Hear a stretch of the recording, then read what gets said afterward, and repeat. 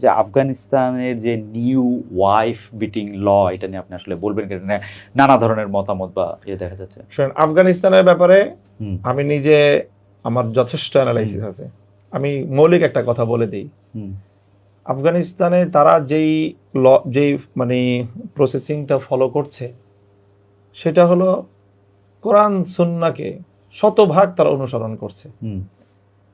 এটা হলো কাজী আফগানিস্তানের যে কোনো ল, যে কোনো আইনের ব্যাপারে যদি কেউ প্রমাণ করতে পারে যে না এটা কোরআন হাদিসে নাই, কোরআন মানে ইসলামী শরিয়ার কোরআনে স্ত্রীকে, আমি কথাটা বলি, আমি মৌলিক কথাটা বলতেছি, কোরআন সুন্নাহ বিরোধী কোনো আইন তারা করেছে, এটা যদি সাব্যস্ত হয় তখন এটা অভিযোগ করা যাবে যে হ্যাঁ তারা একটা অন্যায় কাজ করেছে। ঠিক কথা বলেছেন। আমি কথাটা শেষ করি। জি, আপনি ঠিক। এখানে যেটা হচ্ছে সেটা হলো এই যে দেখেন, আমি বলি একটু, না আমাকে এই কথাটা বলতে দিতে হবে। জি, এটা আপনি বলেন। সেটা হলো যে একটা দৃষ্টান্ত দেই, মানে এটার রিপ্রেজেন্টেশনটা কিভাবে হয়। ধরে নেন একজন বাবা, আমি একজন বাবা, হ্যাঁ, আমার সন্তান আছে 4 জন। ঘটনাটা এমন ঘটবে যে আমি বেঁচে থাকবো, আমার সব সন্তানরা আমার চোখের সামনে মারা যাবে। এই ঘটনাটাকে 2 ভাবে ব্যক্ত করা যায়। এমন ভাবে বলা যায় যে আমি খুব উৎফুল্ল হব, আবার এমন ভাবে বলা যায় যে আমি বিমর্ষ হয়ে যাব। যদি বলা হয় ভাবে যে আপনার চোখের সামনে আপনার সব সন্তানগুলি মরে যাবে, জিনিসটা খুব খারাপ যাবে, আমার জন্য খুবই বেদনাদায়ক হবে। আবার যদি এভাবে বলা যায় যে আপনি অনেক দীর্ঘ হায়াত পাবেন, আপনার সকল সন্তানের পরেও আপনি বেঁচে থাকবেন। এখানে মিডিয়াটা যেই কাজটা করে আফগানিস্তানের ব্যাপারে, যে আইনটার ব্যাপারে এখানে মিডিয়া অপপ্রচার চালাচ্ছে, পশ্চিমা মিডিয়া সরাসরি যারা 20 বছর আগ্রাসন চালিয়েছে প্রত্যক্ষভাবে, এখন সেই আগ্রাসনে তারা পরাস্ত হয়ে এখন তারা এইভাবে অপপ্রচারের মাধ্যমে তাদেরকে ঘায়াল করার চেষ্টা করছে।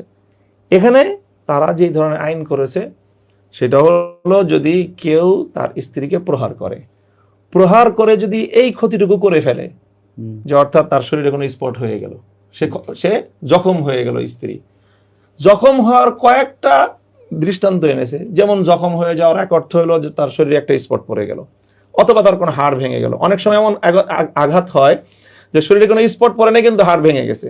আমাদের ডিবিতে যেটা দেওয়া হয়, ডিবিতে রিমান্ডে দেওয়া হয়, তা আমরা দেখেছি চোখে যে উপরে দিয়ে কোনো স্পট নাই কিন্তু ভিতরে হাড় ভেঙে যায়।